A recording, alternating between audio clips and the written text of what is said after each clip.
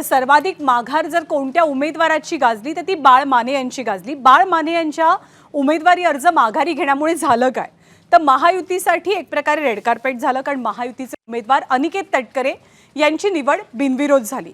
पण असं जरी झालेलं असलं तरी सुद्धा महायुतीमधली धुसफूस मात्र अजूनही कायम आहे। ती पुन्हा एकदा चव्हाट्यावरती आल्याचं या निवडणुकीच्या निमित्तानं पाहायला मिळालं। याला कारणीभूत ठरलं ते म्हणजे शिंदेंच्या शिवसेनेच्या दोन नेत्यांची दोन वक्तव्य।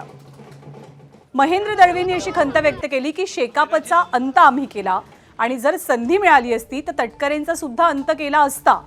आम्ही त्याग करणारी मंडळी आहोत, या शब्दात गोगावलेंनी तटकरेंना अप्रत्यक्ष टोलाही लगावला। गोगावले यांचा मुलगा विकास गोगावले आणि महेंद्र दळवींची मुलगी जुईली दळवी यांना सुद्धा या निवडणुकीमध्ये उभं राहण्याची इच्छा होती। जुईली दळवी यांनी अर्जही भरला होता, जो नंतर त्यांनी मागे घेतला। त्यामुळे रायगडमधील तटकरे विरुद्ध शिवसेनेचे नेते हा संघर्ष आजही कायम असल्याचं चित्र पाहायला मिळालं। मात्र संघर्ष भविष्यात आता किती टोकाला जातो हे पाहणं सुद्धा महत्त्वाचं असेल।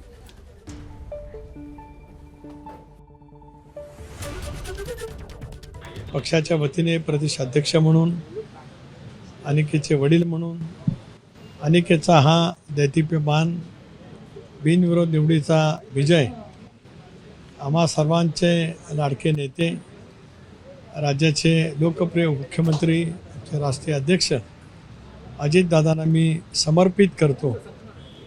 दादा असते तर त्यांना कमालीचा विलक्षण आनंद झालाच असता, पण आज आम्ही जे काही यश मिळवू शकलो आहोत ही दादांची पुण्याई आहे असं मी स्वतः त्या निमित्ताने मानतो आहे।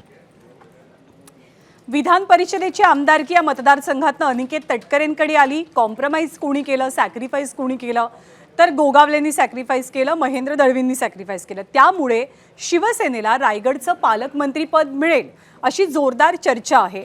पण या सगळ्या संदर्भात, या चर्चांबद्दल गोगावलेंनी काय म्हटलेलं आहे ते सुद्धा पाहूया।